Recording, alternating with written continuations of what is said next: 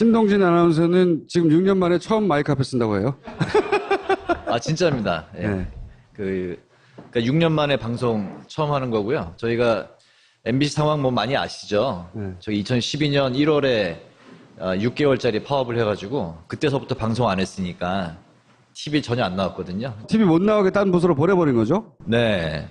그런데 지난번에 MBC 기자 양윤경 기자. 한 분이 나오셔서 양치 대첩이라는 거를 네. 내가 배현진 아나운서에게 물 좀 틀지 잠그라고. 말라고 했다가 자기가 어떻게 당해서 날아갔는가 하는 믿지 못할 이야기를 네.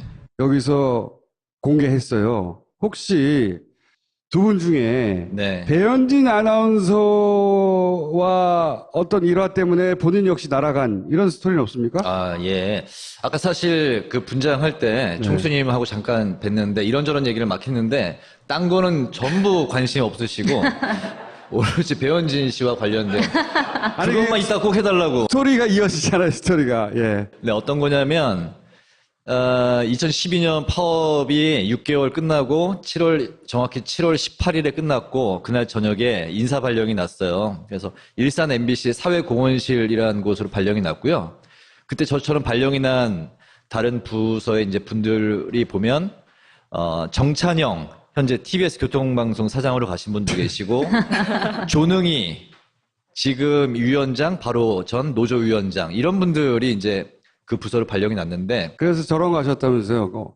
네. 어린이들 MBC 견학 오면 안내하고 이런 일을 하셨다면서요. 맨 처음 가서 제가 맡은 첫 번째 업무가 지방의 방과 후 학교 어린이들 그 방송사 견학시켜주는 거였고요. 중요한 일이죠. 네. 뭐 보람찬 일인데 사실 아나운서 이제 본업은 아니잖아요. 그 배현진 스토리를 바로 넘어가 주세요. 어떻게 그런 일 하시다가 예. 유명한 피구 대첩이 있습니다. 피구 대첩이요? 예, 그래서 이제 제가 그때 이제 아나운서 연합회장을 해서 사실 회사에 좀 이런저런 미운 털이 좀 박혀 있었는데 아나운서국에서 어쨌든 파업 이후에 뭔가 좀 분위기를 좀 화합 차원으로 외부에 좀 알려주는 용으로 사실은 한 거예요. 아하. 아나운서실에 아무 문제 없다. 그러니까 저희는 사실 되게 가기 싫었는데 딱 뭐 한 게임만 하고 그리고 도시락만 먹고 오자 이렇게 이제 설득을 구성원들한테 해가지고 이제 그 여의도에 둔치로 갔습니다. 가서 이제 피구를 했는데 피구. 저희 아나운서국이 편성본부 산하거든요. 그래서 이제 편성본부장도 초대해서 같이 왔는데 편성본부장이 저한테 이제 공을 토스를 한 거예요. 피구. 예. 바로 앞에 보이는 사람이 배현진 씨라. 솔직히 배현진 씨를 일부러 맞히려고 한 건 아니고 앞에 배현진 씨가 보였는데 굳이 배현진 씨도 제가 피하고 싶진 않았어요.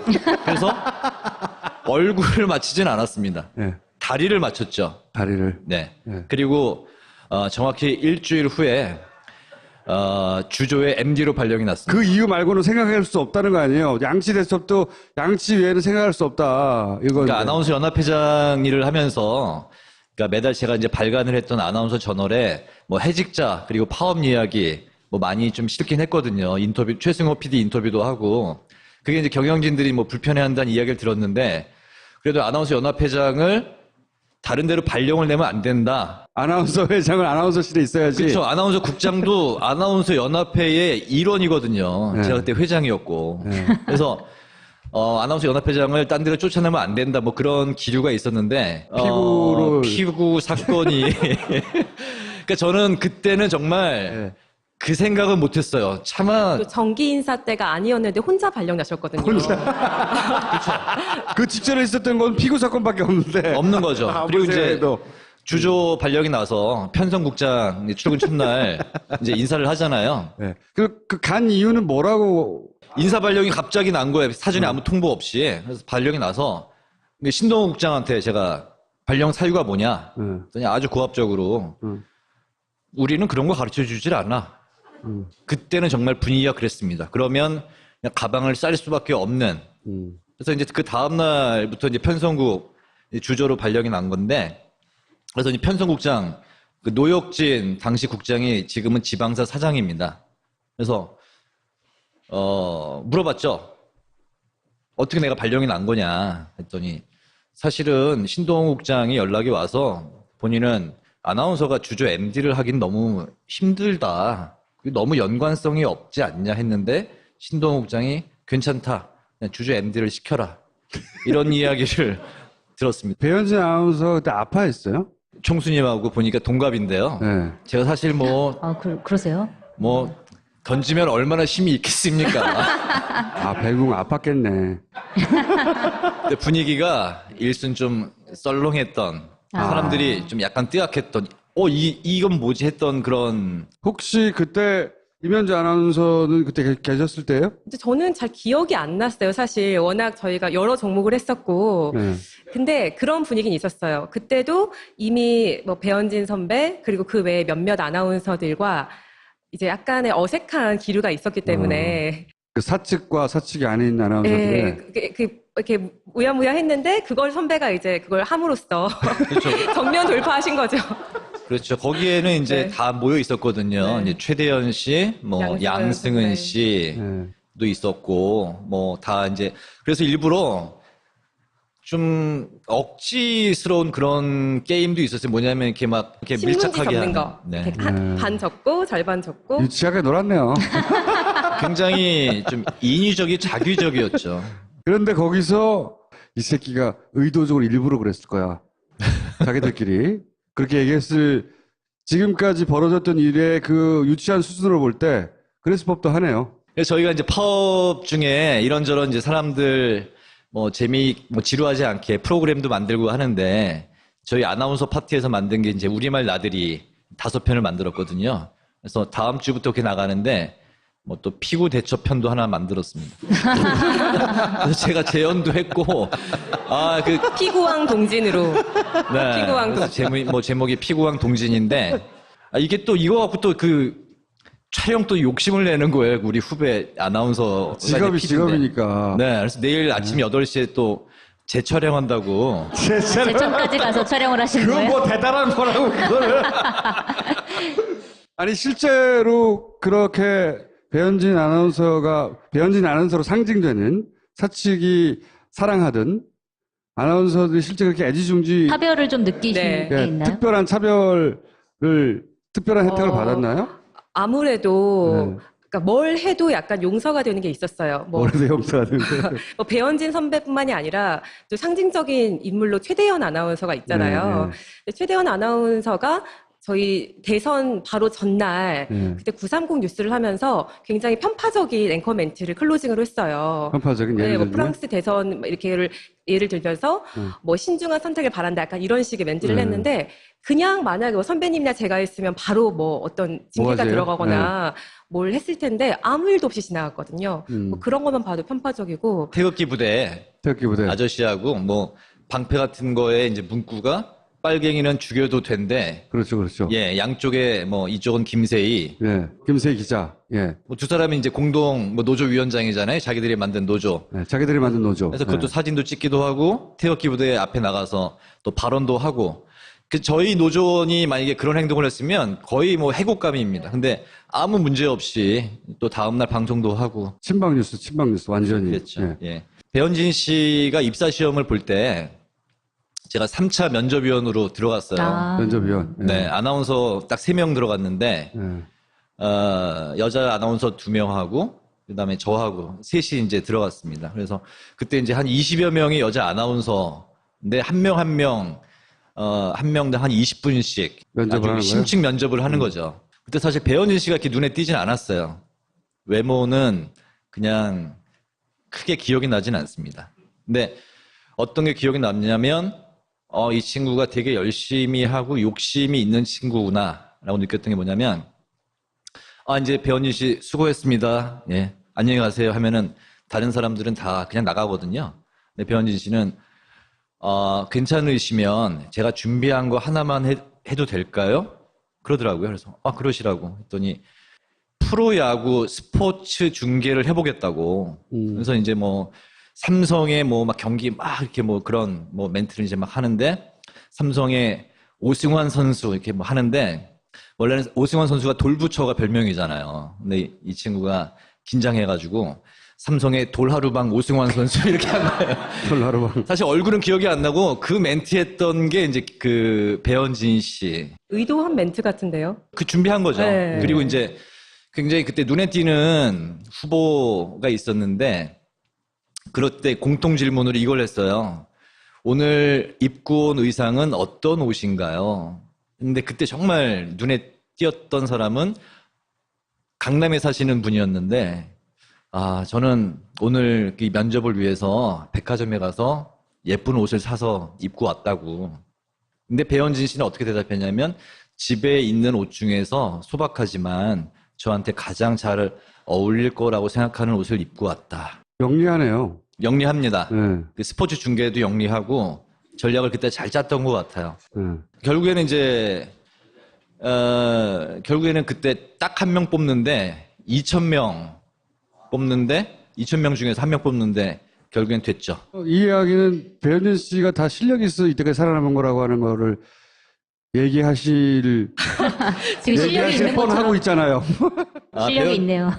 배현진 씨는 사실은 파업 그때 복귀하기 전 파업 전 상황만 봤을 때는 많은 선 후배들이 좋은 평가를 했어요. 근데 왜 그때 그 선택을 했을까요?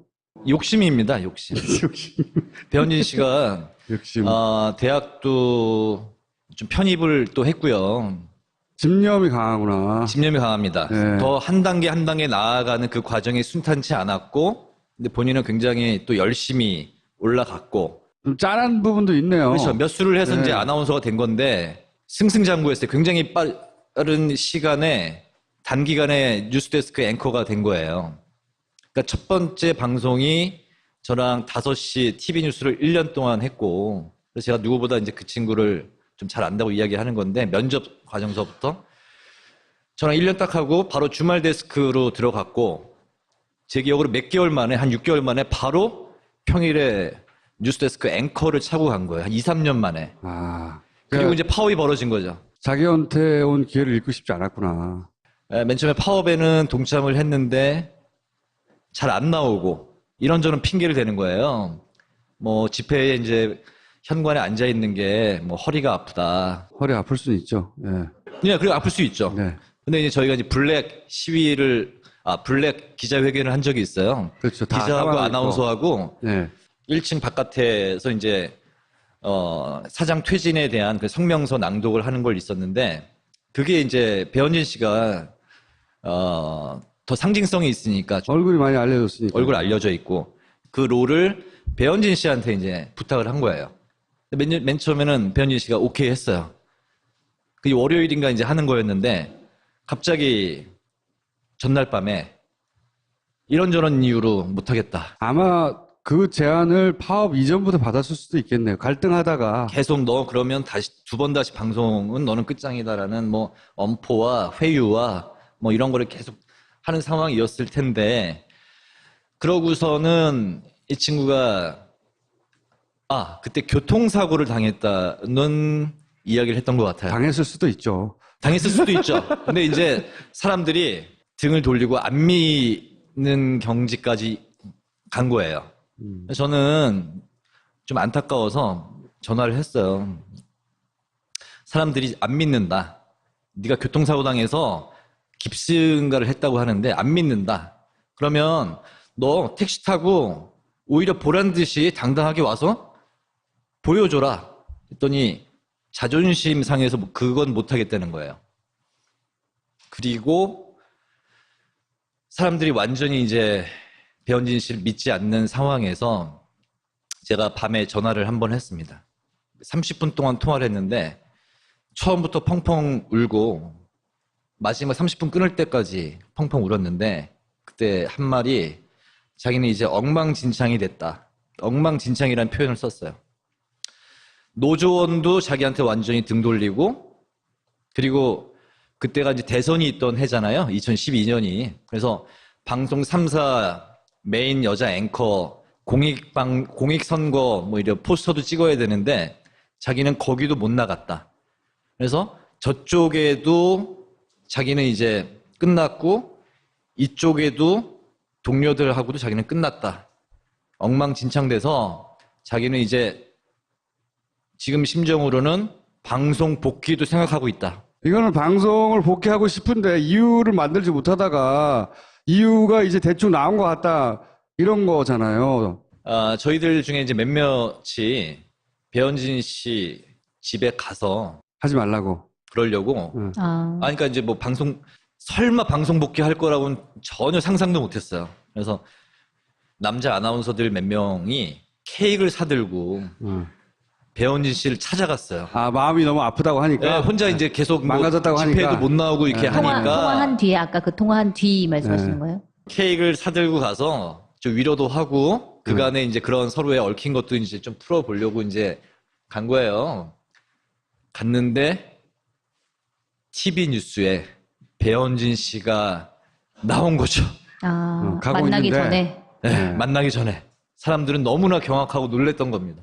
그때 뭐 분장실에서 분장받고 하는 것도 다 뭐 무슨 007 작전처럼 몰래 비밀리에 네. 방송사에 나타나고 한 것도 다 비밀리에 이렇게 해가지고 그냥 전격 등장을 해서 우리 모두를 경악하게 했던 뭐 일대 사건이었죠.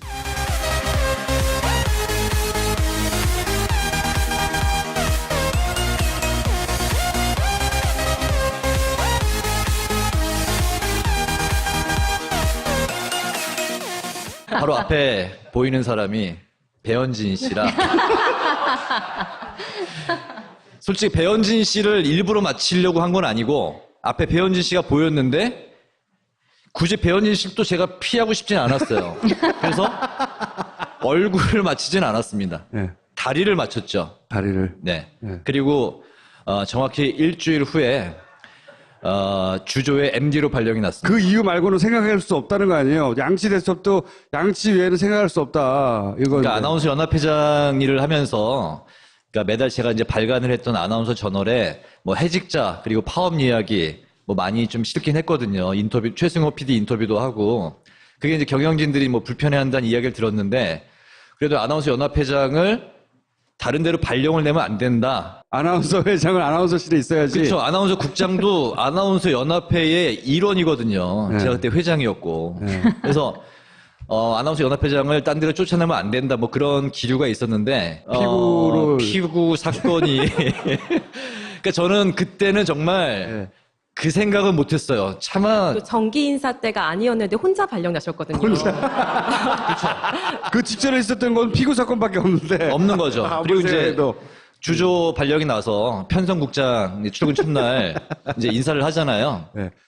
간 이유는 뭐라고? 인사 발령이 갑자기 난 거예요. 사전에 아무 통보 없이. 그래서 발령이 나서 신동호 국장한테 제가 발령 사유가 뭐냐? 그랬더니 아주 고압적으로 우리는 그런 거 가르쳐 주질 않아. 그때는 정말 분위기가 그랬습니다. 그러면 그냥 가방을 쌀 수밖에 없는. 그래서 이제 그 다음 날부터 이제 편성국 주조로 발령이 난 건데 그래서 이제 편성국장 그 노혁진 당시 국장이 지금은 지방사 사장입니다. 그래서 물어봤죠. 어떻게 내가 발령이 난 거냐 했더니 사실은 신동호 국장이 연락이 와서 본인은 아나운서가 주조 MD를 하긴 너무 힘들다. 너무 연관성이 없지 않냐 했는데 신동호 국장이 괜찮다. 그냥 주조 MD를 시켜라. 이런 이야기를 들었습니다. 배현진 아나운서 그때 아파했어요? 총수님하고 보니까 동갑인데요. 네. 제가 사실 그러세요? 던지면 얼마나 힘이 있겠습니까? 배궁 아팠겠네. 근데 분위기가 일순 좀 썰렁했던 사람들이 좀 약간 뜨악했던 이건 뭐지 했던 그런. 혹시 그때 임현주 아나운서는 그때 계셨을 때예요? 근데 저는 잘 기억이 안 났어요. 사실 워낙 저희가 여러 종목을 했었고. 네. 근데 그런 분위기는 있었어요. 그때도 이미 뭐 배현진 선배 그리고 그 외에 몇몇 아나운서들과 이제 약간의 어색한 기류가 있었기 때문에 그 사측과 사측이 아닌 아나운서들의 이렇게 우야무야 했는데 그걸 선배가 이제 그걸 함으로써 그렇죠. 정면 돌파하신 거죠. 그렇죠. 거기에는 이제 네. 다 모여 있었거든요. 네. 이제 최대현 씨, 뭐 양승은 네. 씨도 네. 있었고, 뭐 다 이제 그래서 일부러 좀 억지스러운 그런 게임도 있었어요. 뭐냐면 이렇게 막 이렇게 신문지 밀착하게 접는 하는. 거. 네. 이렇게 반 접고 절반 접고. 유치하게 놀았네요. 굉장히 좀 인위적이 자규적이었죠. 그런데 거기서 이 새끼가 의도적으로 일부러 그랬을 거야. 자기들끼리. 그렇게 얘기했을, 지금까지 벌어졌던 일의 그 유치한 수준으로 볼 때 그랬을 법도 하네요. 그래서 저희가 이제 파업 중에 이런저런 이제 사람들 뭐 지루하지 않게 프로그램도 만들고 하는데 저희 아나운서 파티에서 만든 게 이제 우리말 나들이 5편을 만들었거든요. 그래서 다음 주부터 이렇게 나가는데 뭐 또 피구 대처편도 하나 만들었습니다. 그래서 제가 재연도 했고 피구왕 동진으로. 네. 피구왕 그래서 제목이 피구왕 동진인데 이게 또 이거 갖고 또 그 촬영 또 욕심을 내는 거예요. 우리 후배 아나운서. 직업이니까. 네. 그래서 내일 아침 8시에 또 재촬영한다고. 제천까지 가서 촬영을 하시는 그건 거예요? 뭐 대단한 거라고, 그거를. 아니, 실제로 그렇게 배현진 아나운서로 상징되는 사측이 사랑하던 아나운서들이 실제 그렇게 이 보면 정찬영 현재 TBS 교통방송 사장으로 가신 분도 계시고 조능희 지금 위원장 바로 전 노조위원장 이런 분들이 이제 그 부서로 발령이 났는데 그래서 저런 거 하셨다면서요.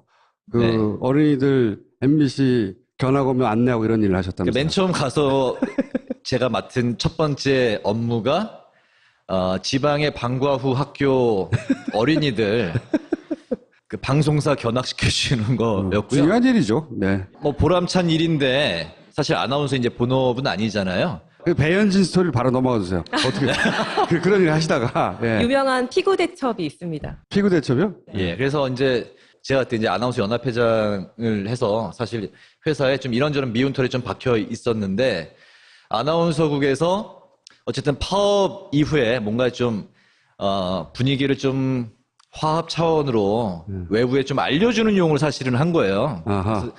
아나운서실에 아무 문제 없다. 그러니까 저희는 사실 되게 가기 싫었는데 딱 뭐 한 게임만 하고 그리고 도시락만 먹고 오자 이렇게 이제 설득을 구성원들한테 해가지고 이제 그 여의도에 둔치로 갔습니다. 가서 이제 피구를 했는데 피구. 저희 아나운서국이 편성본부 산하거든요. 그래서 이제 편성본부장도 초대해서 같이 왔는데 편성본부장이 저한테 이제 공을 토스를 한 거예요. 피구. 예.